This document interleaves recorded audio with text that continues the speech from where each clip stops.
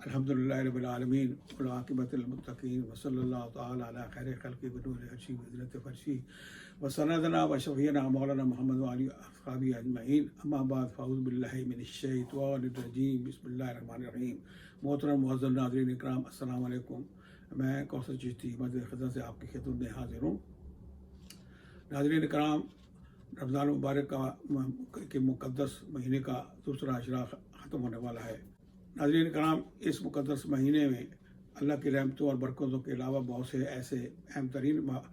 واقعات بھی ہوئی ہیں، جن میں 3 رمضان مبارک کو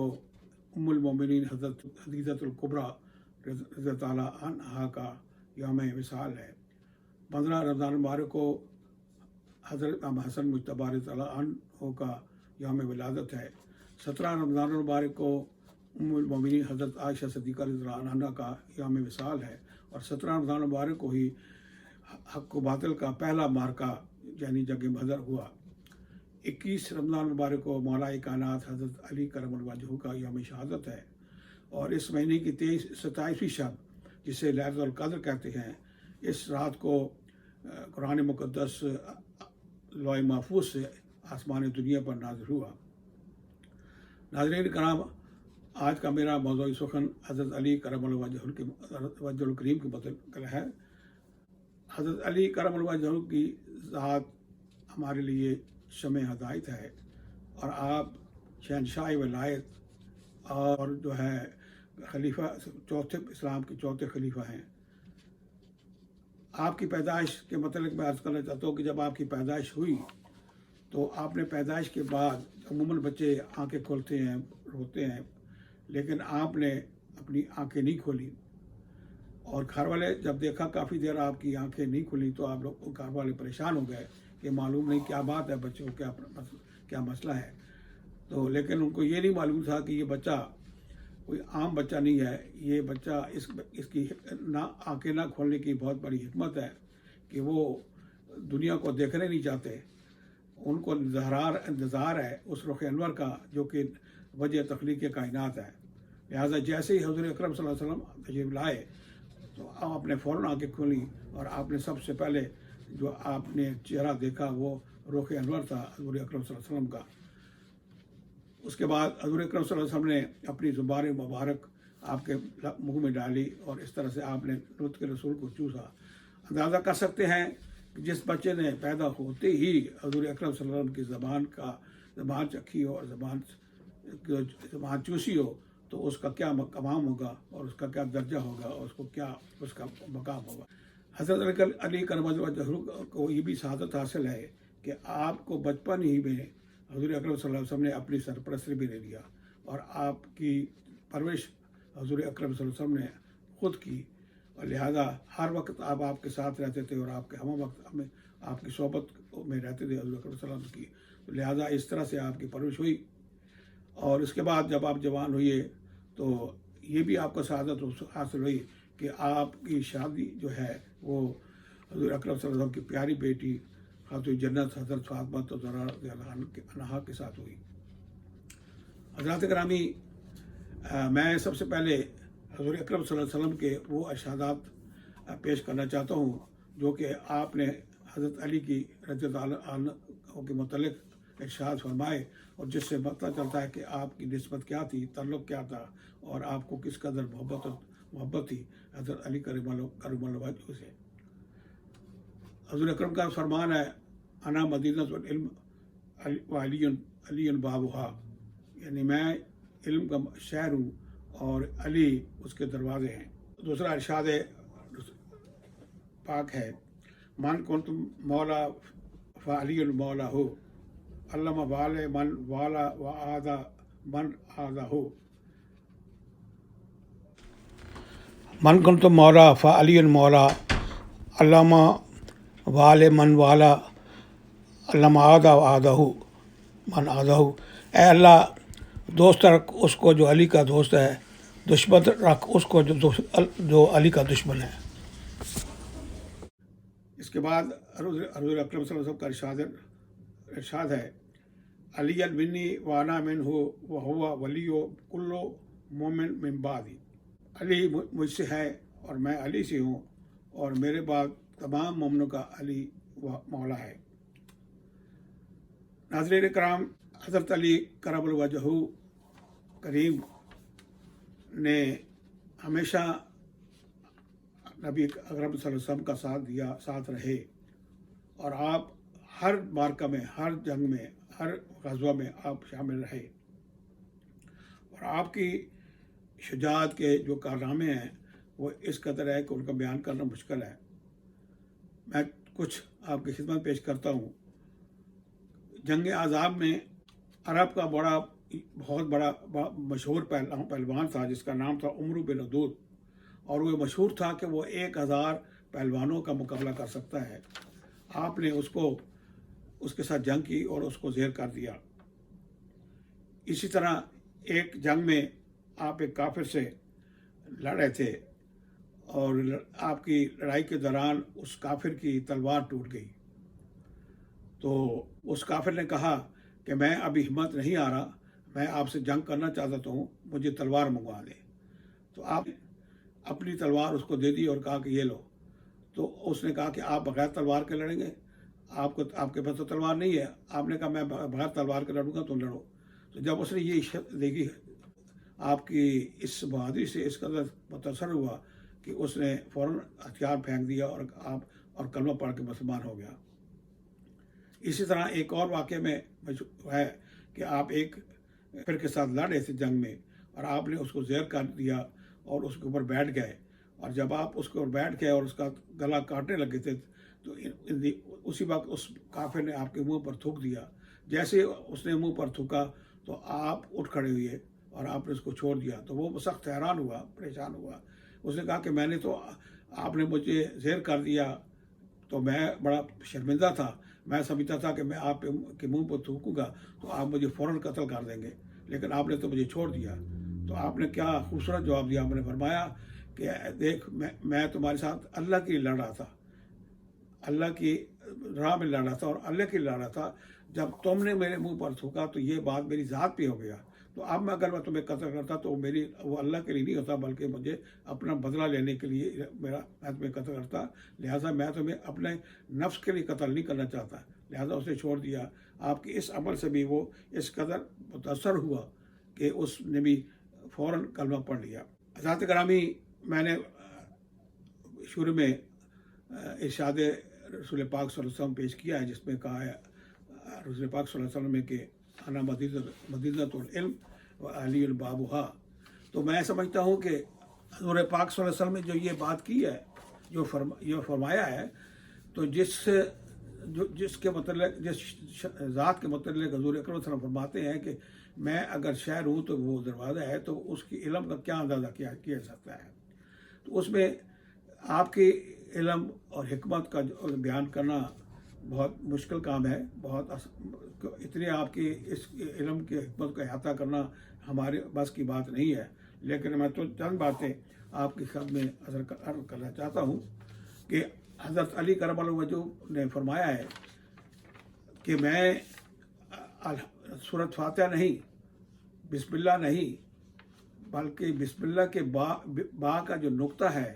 اگر میں اس کی تشریح اور تفسیر بیان کروں تو وہ اس قدر بوجھ ہو کہ اس کو 40 اونٹ اٹھا سکیں گے۔ تو اندازہ کیجئے کہ آپ کے علم کا کیا احاطہ کیا جا سکتا ہے، کیا بیان کیا جا سکتا ہے کہ جس ذات نے یہ فرمایا ہو کہ میں ایک با کے نقطہ کے جو ہے اس کی تشریح کروں تو 40 اونٹ کا بوجھ ہو سکتا ہے۔ تو حضرات گرامی، ہم اندازہ کریں کہ اگر وہ سورۃ فاتحہ کی یا قرآن حکیم کی تفسیر کریں تو کیا حال ہوگا، کیا اندازہ کر سکتے ہیں ہم۔ اسی طرح آپ کی حکمت اور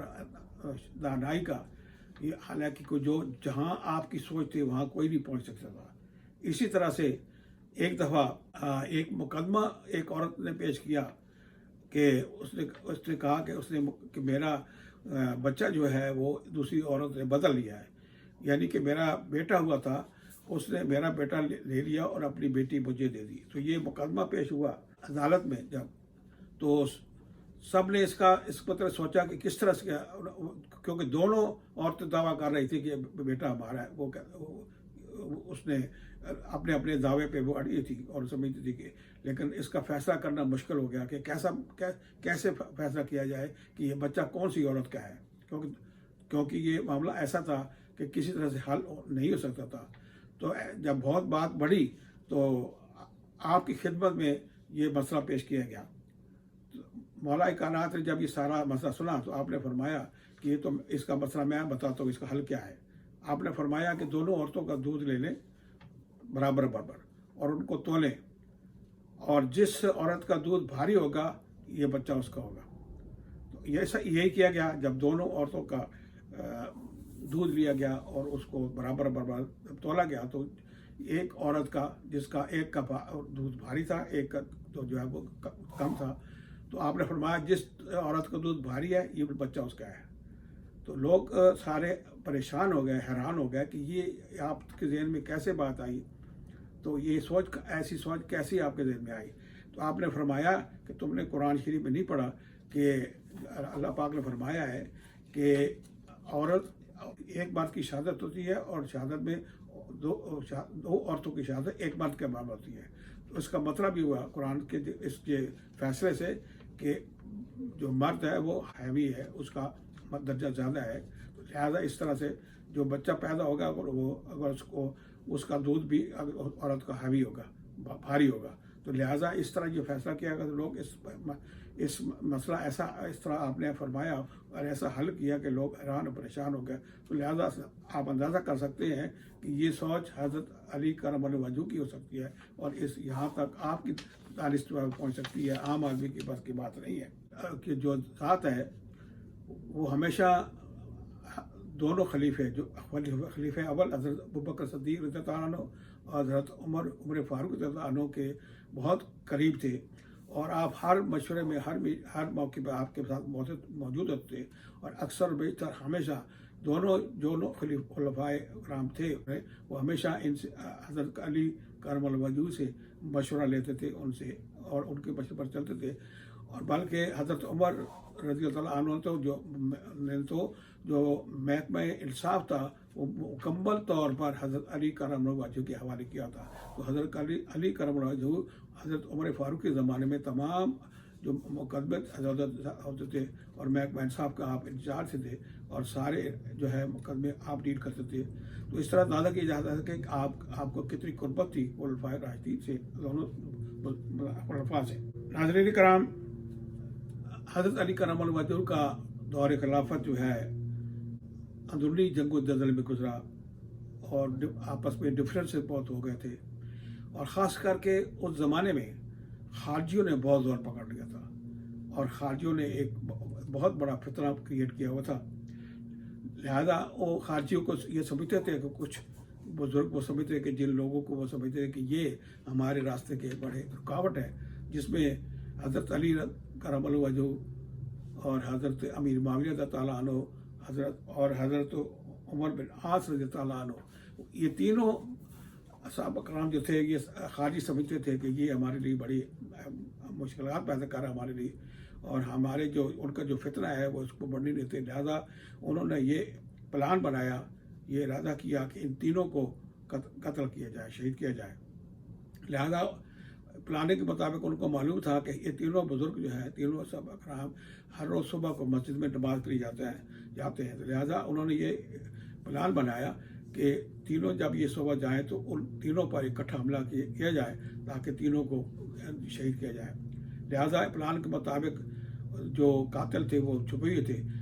اس میں ہوا یہ ہے کہ جس دن یہ واقعہ ہوا تھا، حضرت عمر بن عاص کسی وجہ سے مسجد نہیں جا سکے۔ حضرت علی رضی اللہ عنہ اور حضرت امیر معاویہ رضی اللہ عنہ یہ دونوں جو ہے وہ مسجد کی طرف روانہ ہوئے، تو راستے میں ان دونوں پر حملہ کیا گیا۔ اس حملے میں حضرت امیر معاویہ کو جو زخم آئے وہ زیادہ سخت نہیں تھے، لہذا وہ تو بچ گئے،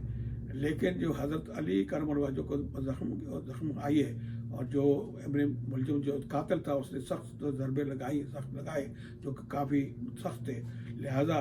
آپ کو جب اٹھا کے گھر میں لے جایا گیا تو آپ کی حالت کافی تشویشناک تھی۔ تو آپ نے اپنے بیٹے حضرت امام حسن مجتبیٰ کو بلایا اور وصیت فرمائی کہ دیکھو، اگر میں بچ گیا تو میں اس کے قاتل کے ساتھ خود میں اس کا فیصلہ کروں گا، لیکن اگر میں نہ بچا تو اس کو قصاص میں قتل کر دینا، لیکن اس کو کوئی زیادہ تکلیف نہ دینا، جس طرح مجھے قتل کیا ہے اس طرح شہید کیا ہے، اس کو اس کی سزا دینا، لیکن اس کو کوئی مزید ایسی تکلیف نہ دینا۔ مطلب ہے آپ سمجھتے تھے کہ آپ کسی کو خواہ مخواہ تکلیف دینا مناسب نہیں سمجھتی، آپ کی ذات کی بڑائی ہے، فضیلت ہے۔ حاضرین کرام، حضرت علی کرم اللہ وجہ کی ذات جو ہے وہ بے مثال ہے، آپ کی شان جو ہے بیان کرنا آسان کام نہیں ہے۔ آپ خلیفۃ المسلمین چوتھے خلیفہ بھی ہیں، اور آپ شہنشاہ ولاد بھی ہیں، اور سلوک کے رہنما بھی، پیشوا بھی ہیں۔ اللہ تعالیٰ نے آپ کو بہت مقام عطا فرمایا ہے، اور حضور اکرم صلی اللہ علیہ وسلم کی جیسے میں نے آپ کے ارشادات آپ کے سامنے پیش کیے ہیں کہ آپ کو آپ سے کس قدر محبت تھی، کہ آپ نے فرمایا ہے کہ اے اللہ، جو علی کا دشمن ہے وہ میرا دشمن ہے، جو علی کا دوست ہے وہ میرا دوست ہے، اور جس کا علی مولا ہے وہ جو میں مولا اس کا علی مولا ہے۔ تو یہ ساری باتیں جو آتی ہیں کہ اللہ پاک نے حضرت علی کرم اللہ وجہ کو بے انتہا بلند اور اعلیٰ مرتبہ عطا فرمایا ہے۔ اللہ تعالیٰ ہمیں حضرت علی کرم اللہ وجہ سے محبت اور عقیدت قائم رکھے ہماری، اور اس ذات سے ہماری نسبت رہے، کیونکہ ان کی ذات کی نسبت ہی ہمارے لیے ذریعہ نجات ہے، ان کی محبت ہی ہمارے ذریعہ نجات ہے۔ اہل بیت کی محبت جو ہے وہ جزء ایمان ہے۔ جس شخص کے دل میں اہل بیت کی محبت نہیں ہے، جس شخص کے دل میں مولا کائنات محبت نہیں ہے، وہ مومن نہیں ہو سکتا۔ اسی وقت مومن ہو سکتا ہے جس کے دل میں مولا کائنات اور اہل بیت کی محبت ہو۔ اللہ تعالیٰ ہمیں توفیق دے کہ ہم ہمیشہ اپنی نسبت کو، محبت کو مولا کائنات رضی اللہ عنہ اور اہل بیت کرام رضی اللہ اجمعین سے قائم و دائم رکھے۔ وآخر دعوانا الحمدللہ رب العالمین۔